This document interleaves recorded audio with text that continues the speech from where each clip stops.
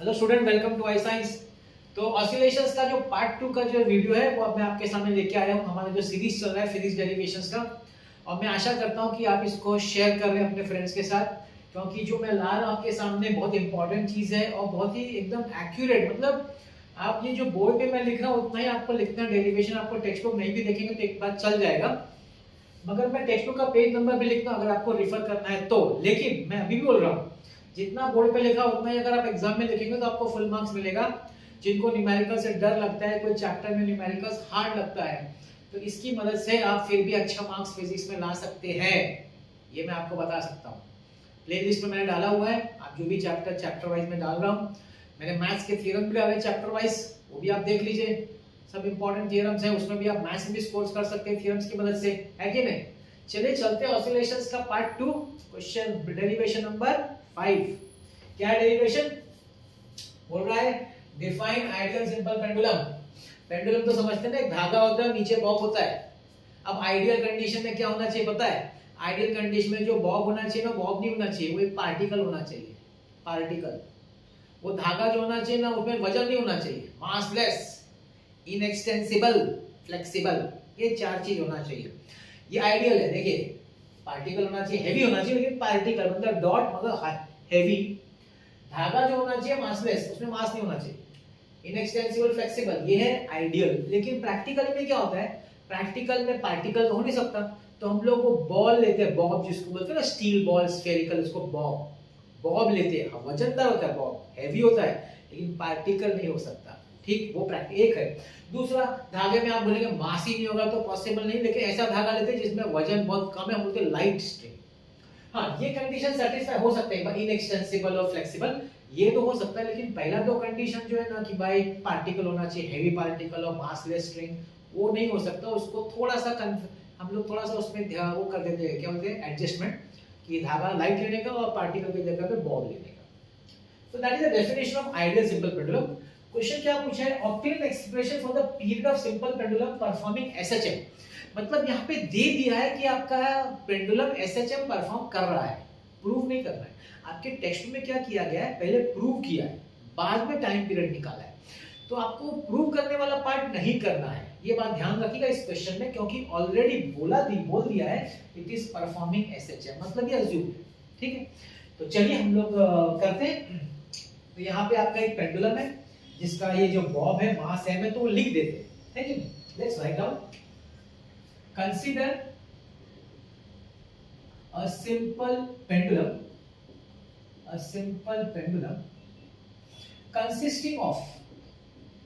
consisting of bob of mass m and a string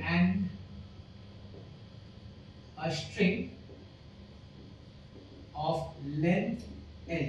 string of length L, तो ये string है, इसका length L है। अब ये याद रखिएगा, वैसे यहाँ जरूरत नहीं बोलने की, बता देता हूँ। लेंथ L जो स्ट्रिंग का है ना, वो धागे का प्लस वो बॉब का है ना, रेडियस तक, सेंटर तक डिस्टेंस देने का। मतलब धागे का length plus radius of the Bob, वो मिला के पूरा बनता है कैपिटल L। सिर्फ स्ट्रिंग का लेंथ होता है स्मॉल l, लेकिन धागे का लेंथ प्लस रेडियस का पोर्शन अगर आप लेंगे ना, तो बन जाता है कैपिटल L। उसी को हम लोग को स्ट्रिंग ऑफ लेंथ L बोल देते हैं। ठीक है, string of length L। Let T dash be the tension in the string. तो स्ट्रिंग में जो टेंशन है उसको हम लोग T डैश से रिप्रेजेंट करते हैं, क्योंकि T जो है वो टाइम पीरियड है, तो कंफ्यूजन नहीं हो जाए इसलिए उसको T डैश लिया गया। अब हम क्या करेंगे? अब हम इस बॉब को या पेंडुलम को मीन पोजीशन से डिस्प्लेस करेंगे। So let the pendulum be displaced from its mean position by an angle theta। Theta से उसको हम लोग ने डिस्प्लेस किया। इस थीटा को बोलते हैं एंगुलर एम्पलीट्यूड। लिख देता हूं, एंगल थीटा ब्रैकेट में लिखता हूं एंगुलर एम्पलीट्यूड ठीक है, ये स्टार्टिंग का है, पूरा एक्सपेरिमेंट जो सेटअप किया है और स्टार्ट कर दिया है, ठीक है। तो उसको डिस्प्लेस किया है, pendulum be display from its main position at angle theta and released and और छोड़ दिया है, बाद में उसको छोड़ दिया एट पोजीशन बी। अब हम लोग बी पोजीशन जो डायग्राम बना ना उसकी बात करते हैं। At position B will consider forces, कौन कौन से फोर्सेस एक्ट हो रहे हैं। अब बताइए कौन कौन से फोर्सेस एक्ट हो रहे हैं। एक तो फोर्स एक्ट हो रहा होगा T dash tension in the string towards the support, और एक हो रहा होगा vertically downwards mg। I hope ये आप समझ में आ रहे हैं, दो ही फोर्स एक्ट हो रहा है। तो मैं लिखता हूं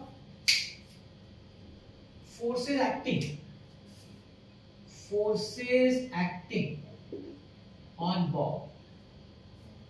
अच्छा यहां पे लिख देता हूं रिलीज टू परफॉर्म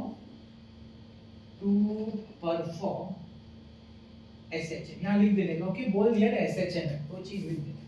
अच्छा फोर्स एक्टिंग ऑन बॉल, उस समय का फोर्स कौन कौन सा एक्ट हो रहा है। एक तो जो फोर्स एक्ट हो रहा है वेट mg vertically downwards, और दूसरा है tension T dash in the string towards the support,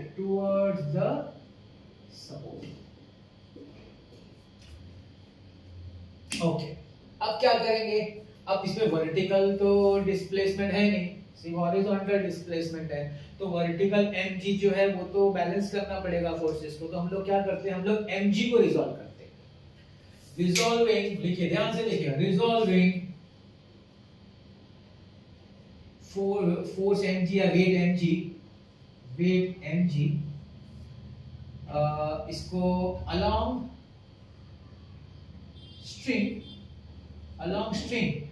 string क्या हो जाएगा इसका mg cos थीटा। ध्यान से देखिए इधर, एक आपका फोर्स होगा अलोंग द स्ट्रिंग, ये वाला फोर्स, और एक होगा टुवर्ड्स द मेन पोजीशन वाला, परपेंडिकुलर टू द स्ट्रिंग। तो ये वाला, अब ये आपका mg है, ये थीटा है, तो ये भी थीटा होगा क्योंकि वो तो करस्पॉन्डिंग एंगल्स हैं। तो ये हो जाएगा mg cos थीटा और ये हो जाएगा mg sin थीटा, ठीक है ना। तो resolving weight mg along string mg cos theta perpendicular to string mg sin theta, ठीक है। so mg cos theta balances या is equal to t dash, वो हम लोग लिख सकते हैं mg cos theta जो है वो t dash को बैलेंस कर रहा है। what about mg sin theta? mg sin theta is the restoring force, यही रिस्टोरिंग फोर्स है। क्या करता है रिस्टोरिंग फोर्स?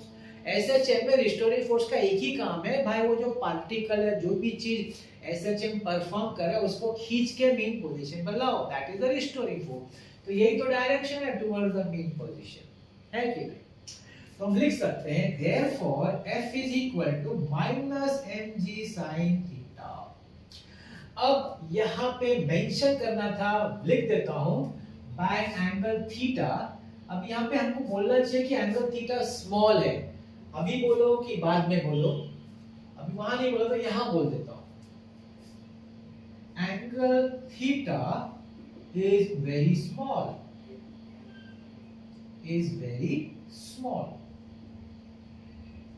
मतलब theta almost 0 degree. I will not से लाइकली 0 बहुत कम है। देखिए क्या रीजन क्या पता है कम होने का, कम होगा तो ये लीनियर एक्सटेंशन, ज्यादा कर देंगे तो फिर लीनियर वर्ड रह जाएगा। तो it is very small, I will not से टेक्स्ट बुक में क्या यूज किया पता है, लेस देन 10 डिग्री। चलो हम लोग वो लिख दें लेस देन 10 डिग्री। अगर थीटा स्मॉल है तो आप sin थीटा को क्या लिख सकते हैं भाई, आप sin थीटा को थीटा लिख सकते हैं, है कि sin थीटा को थीटा लिखेंगे तो क्या हो जाएगा, therefore F is equal to minus mg into theta। Okay, अब क्या आपने पढ़ा है मैथमेटिक्स में, ध्यान से देखिए, अगर ये थीटा है, अगर ये एस है और ये आर है, क्या आप जानते हैं S is equal to R theta? ये तो आपने मैथमेटिक्स में पढ़ा होगा। मतलब कि आप बोल सकते हैं कि S upon R is equal to theta, S upon R is equal to theta. तो क्या होगा? बट मैं बता रहा हूं आपको, थीटा इज इक्वल, ध्यान से देखिए, थीटा, थीटा के सामने एस होता है, थीटा के सामने एक्स है इधर, और ये है उसका length L. You can say but theta is equal to X upon L, theta is equal to x upon L. Let's substitute. Therefore, f is equal to minus mg into x upon L. But f is equal to ma. Therefore, ma is equal to minus mg x upon L. m और m cut गया. a by x is equal to minus g by L. और उसको magnitude के form में लिखते हैं g by L in terms of magnitude only, no direction. We are not interested in direction. अब आप बोलेंगे सर व्हाट अबाउट, हमको तो टाइम पीरियड निकालना है, करेक्ट? टाइम पीरियड निकालना है ना, निकालते टाइम पीरियड। नाउ चलो वहां लिख देता हूं। Now time period t, time period t is equal to 2 pi by omega। 2 pi by omega को लिख सकते हैं root of a by x। अब आप पूछेंगे सर कहां से आया a by x? सोचिए, बताता हूं, चलिए वही बताता हूं आपको। यहां ही लिख देता हूं। देखिए आपको पता है ना omega square is equal to ax, याद आ रहा है? Minus ax derivation. अच्छा माइनस साइन को जान दो, अगर हम लोग माइनस साइन को नहीं देखते तो क्या हो जाएगा? अब यहां पे क्या हो जाएगा आपका सॉरी ये रॉन्ग लिख दिया, a square is equal to minus, a is equal to minus omega, I'm very sorry, a is equal to minus omega square x। ठीक है, हम लोग माइनस साइन नहीं कर सकते, सिर्फ मैग्नीट्यूड कर सकते, ओमेगा स्क्वायर x। तो a by x is equal to omega square, omega is equal to root of a by x। यहीं से आता है भाई, यहीं से आता है इधर। ये कहां था? ये डिफरेंशियल इक्वेशन जो है ना लीनियर सिस्टम का, वहां ये था। और जब हमने एक्सेलरेशन डिराइव किया तो ये फॉर्मूला डिराइव किया था, a is equal to minus omega square x। तो वही चीज यहां यूज हो रही है, ओमेगा को आप ये लिख सकते हैं a by x। सिंपल, कोई पूछेगा नहीं कहां से आया, क्योंकि ऑलरेडी है। तो क्यों लिखा पता है? क्योंकि अपने पास a by x है ना, इसीलिए उसको यूज करने के लिए लिख रहे हैं। तो क्या हो जाएगा? t is equal to 2 pi upon root of a by x is g by l, g by l ऊपर आ जाएगा t is equal to 2 pi root of l by g। हो गया भाई, 3 मार्क का हो गया डेरिवेशन। ये भाई ये तो एक्स्ट्रा चीज है, this is extra, not required, this also is not required. ये तो सिर्फ समझाने के लिए था दो चीज, नहीं तो और सब हो गया। इतना ही लिखने का, 3 मार्क इतना ही लिखना है with this diagram. So this is simple pendulum, very again very important question, very important derivation जो कि पूछा है बोर्ड एग्जाम में, इसको पूछा गया। ठीक, so that is your derivation number 5। चलते हैं derivation number 6। Okay, derivation number 6। इतना इजी डेरिवेशन बोर्ड एग्जाम पूछ ले, हैरान हो गया मैं कि इतना इजी भी कोई पूछ सकता है। बोला सेकंड्स पेंडुलम क्या होता है? सिंपल पेंडुलम, देखिए आपका जो सिंपल पेंडुलम घड़ी का, उसका टाइम पीरियड कितना मालूम है? 1 सेकंड है घड़ी में जो लगता है। मतलब क्या? मीन पोजीशन से positive extremity, mean position, negative extremity और मीन पोजीशन, ये पूरा एक होता है, एक कंप्लीट हो गया इसका ऑसिलेशन, उसका टाइम लगता है 1 सेकंड, उसका टाइम पीरियड है। सिंपल पेंडुलम जो घड़ी में लगता है। सेकंड्स पेंडुलम क्या है?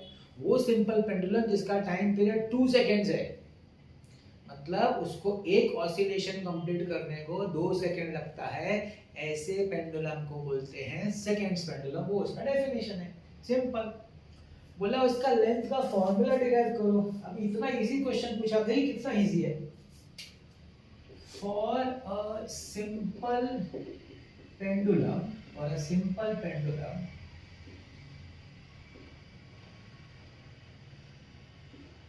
t is equal to 2 pi root L by G. For a seconds pendulum, t is equal to 2 second। t की जगह 2 डालो, 2 is equal to 2 pi root ls by G। ls मतलब स्पेसिफाइड है, seconds pendulum. 2 cut, squaring कर दो भाई, squaring 1 is equal to pi square ls by G cross G upon pi square is equal to ls, ls is equal to G upon भाई हो गया, 2 mark का हो गया, simple derivation. That is derivation number 6। यहां तक के जितने डेरिवेशन सब पूछे गए। अब हम लोग आते हैं एंगुलर ऑसिलेशन पे। एक्चुअली एंगुलर ऑसिलेशन नया टॉपिक है, बाद में ऐड हुआ था न्यू पोर्शन में, तो अभी तक उन लोगों ने उस पे ज्यादा क्वेश्चन बैंक में है क्वेश्चन, लेकिन अभी तक उन लोगों ने उस पे ज्यादा ध्यान दिया नहीं एग्जामिनर लोग ने। हो सकता है इस साल दे दें, कोई भरोसा नहीं है। तो मैं सोचता हूँ वो भी आपके लिए एंगुलर ऑसिलेशन के एक दो डेरिवेशन वो भी कर लेते ना, क्यों नहीं करते? अगर कर ले वो भी कर ले। ठीक है, तो देखते हैं नेक्स्ट वाला 7th वाला। सो आगे आपके सामने डेरिवेशन नंबर 7। जैसे कि मैंने कहा है कि इसको अभी तक पूछा नहीं गया है, एग्जामिनर के ध्यान में नहीं आया है, लेकिन जो लोग को अगर कम से कम मिनिमम करना है उनके लिए ठीक है, लेकिन जो लोगों को कुछ छोड़ना नहीं है, पूरा का पूरा अच्छे से करना है, हो सकता है एग्जामिनर के दिमाग में आ जाए, है कि नहीं? क्या है? Define angular SHM. जाइए मेरे पहले वीडियो पे जहाँ पे था डिफाइन लीनियर एसएचएम, वहाँ पे था फोर्स, यहाँ पे है टॉर्क, वहाँ पे था डिस्प्लेसमेंट, यहाँ पे एंगुलर डिस्प्लेसमेंट। डेफिनेशन में कोई फर्क नहीं है, इसलिए वहाँ एफ था, यहाँ टाउ होगा, वहाँ एक्स था, यहाँ थीटा होगा, वो डिफाइन हो गया, वो डिफाइन हो गया। फिर वहाँ पे था linear differential equation of linear SHM, यहाँ differential equation of angular SHM. अब ये डायग्राम बनाने की जरूरत नहीं है, आपके सिर्फ बात समझाने के लिए मैंने बनाया है। ये डिस्क है, डिस्क इसको एक स्ट्रिंग, टाइट स्ट्रिंग से इधर बांधा है इस पे रिजिड सपोर्ट पे, और क्या करिए इसको ऐसा घुमाइए, ऐसा छोड़ दीजिए। क्या करिए? घुमाइए, छोड़ दीजिए, क्या होगा? ऐसे ऑसिलेट करेगा। इसी को बोलते हैं एंगुलर एसएचएम। ठीक है, तो वही है। तो हम लोग क्या बोलेंगे? Consider an object performing angular SHM. ठीक है, therefore the restoring torque, अब यहाँ टॉर्क वर्ड होगा, फोर्स वर्ड यूज नहीं होगा। एंगुलर में टॉर्क होता है, फोर्स नहीं बोलते हैं, उसको टॉर्क बोलते हैं। therefore the restoring torque tau is directly proportional to the angular displacement theta, है ना, and directed towards the mean position। आपको अगर फर्स्ट वीडियो का फर्स्ट डेरिवेशन आता है तो इसमें कुछ नहीं है। वहां लिखते थे f is proportional to minus x, यहाँ लिखेंगे tau is proportional to minus theta। वहां लिखते थे minus kx, यहाँ लिखेंगे tau is equal to minus c theta। C को बोलेंगे C is called torsional constant,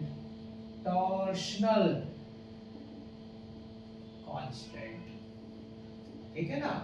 ऐसे कांस्टेंट बोलेंगे तो चलेगा।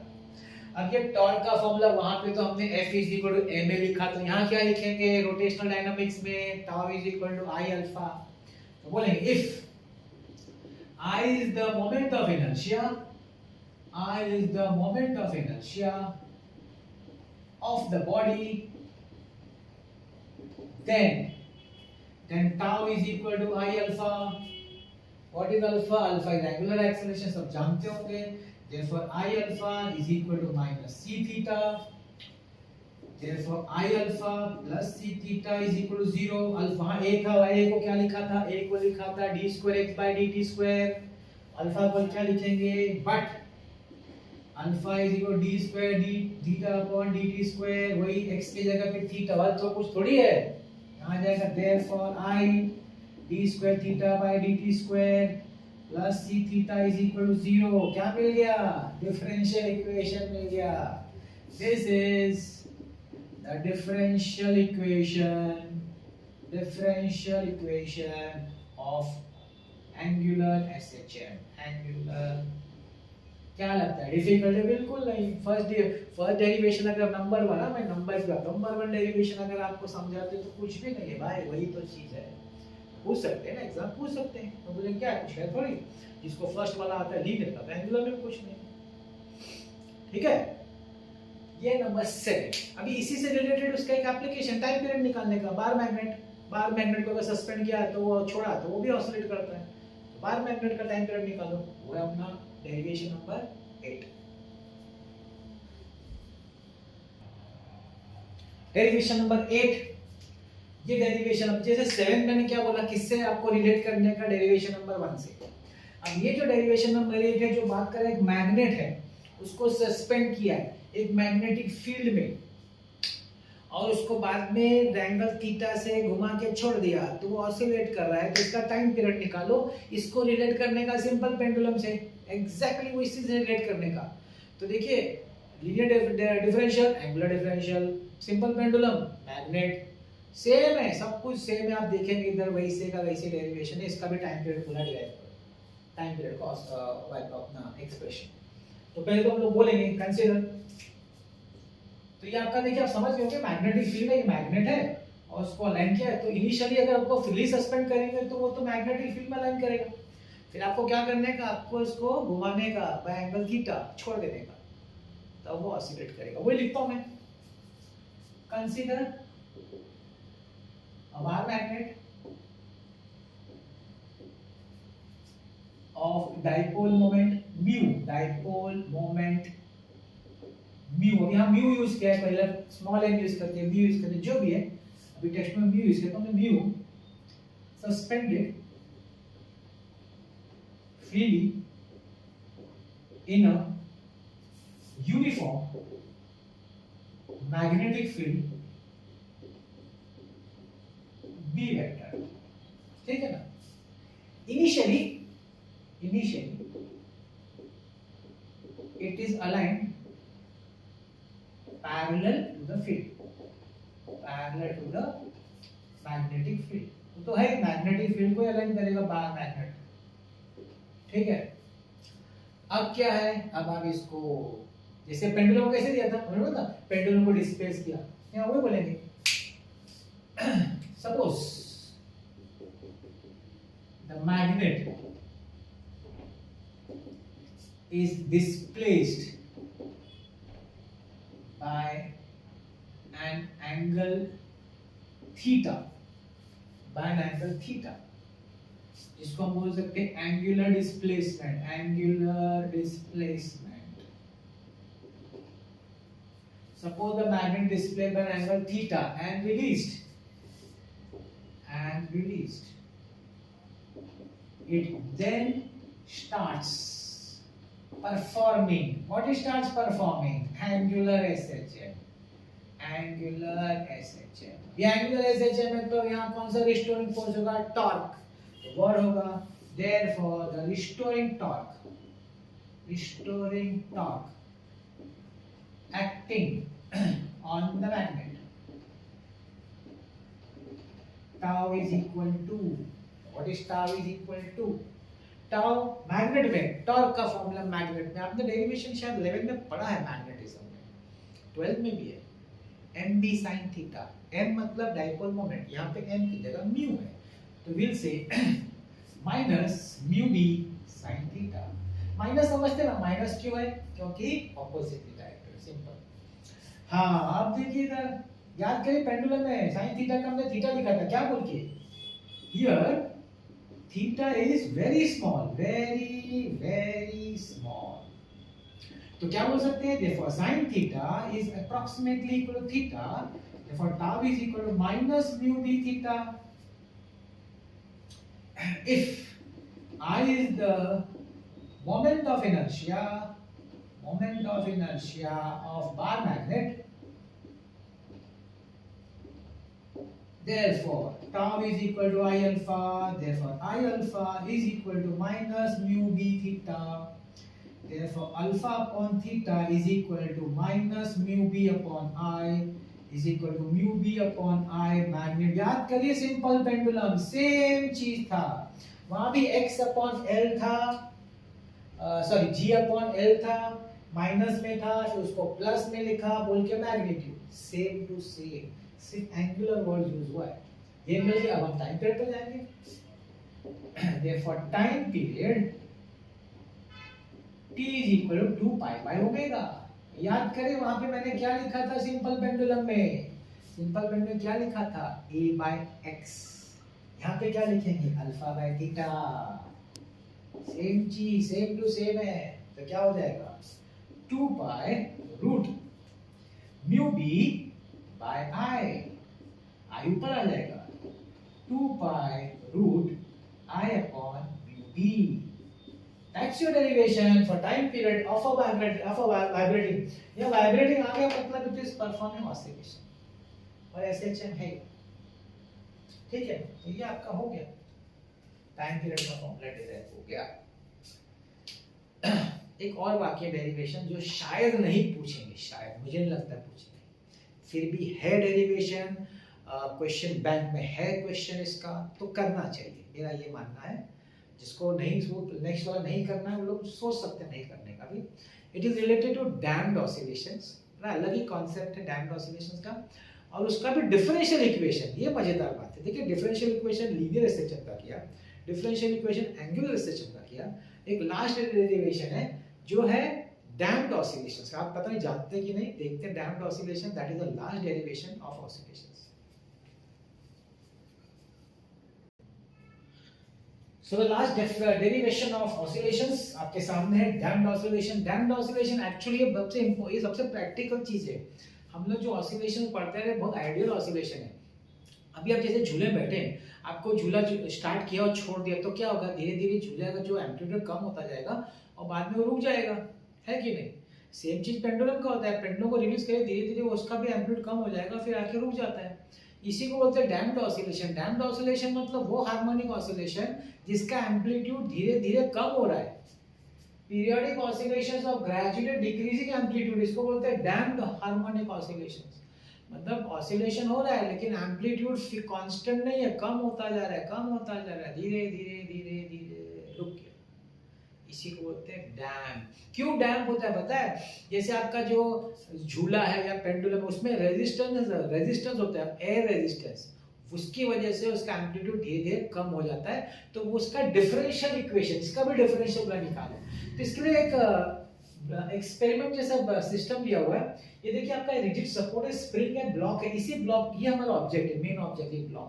यहाँ स्प्रिंग है, अभी स्प्रिंग की वजह से ऑसिलेट हो सकता है वर्टिकली। अच्छा, इसको एक वेन, इसको वेन बोलते हैं, रॉड और वेन, इसको लिक्विड में डाला गया है। अब क्या होगा, ये ऑसिलेट तो करेगा, लेकिन जब वेन लिक्विड के अंदर ऑसिलेट करेगा तो लिक्विड का विस्कोसिटी हो जाएगा, विस्कस फोर्स, ड्रैगिंग फोर्स, पढ़ा है ना मैकेनिकल प्रॉपर्टीज ऑफ फ्लूइड्स में। वो फोर्स क्या करेगा, इसको अपोज करेगा इसके ऑसिलेशन को। तो अगर स्टार्टिंग में उसको एम्पलीट्यूड बड़ा होगा ना, तो धीरे धीरे क्या होगा, एम्पलीट्यूड कम होता जाएगा और थोड़ी देर के बाद वो रुक जाएगा।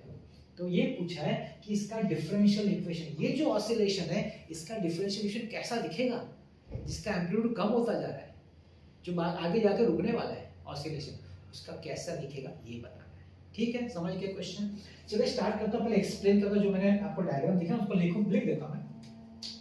Consider a block of mass n, yes, connected to a spring for vertical oscillations, ठीक है। the other end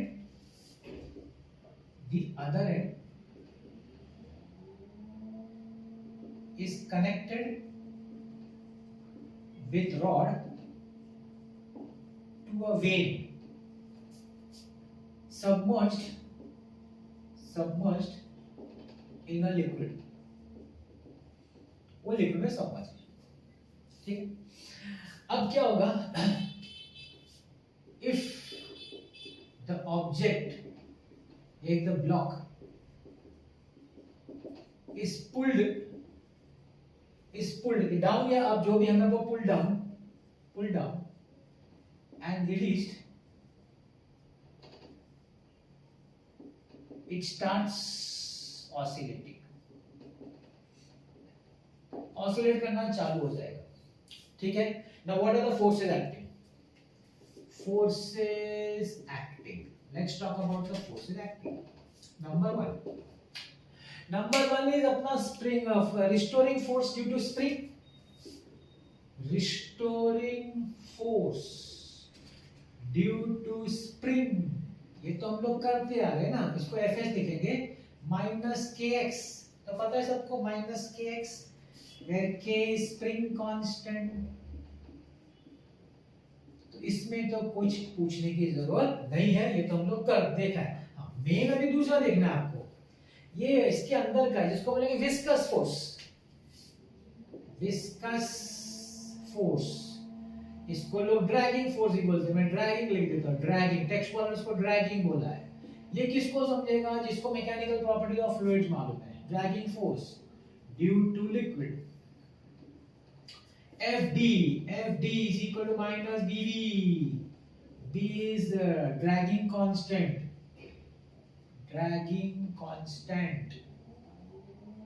and V is the speed. ठीक है, ये दो फोर्स है। अब क्या बोलने का, निग्लेक्टिंग एक और फोर्स एक्ट होता है, ग्रेविटेशनल फोर्स को हम निग्लेक्ट कर रहे हैं, वो लिख देने का, neglecting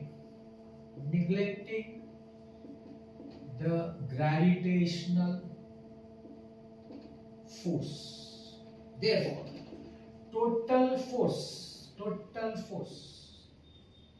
F is equal to Fs या Fd plus Fs.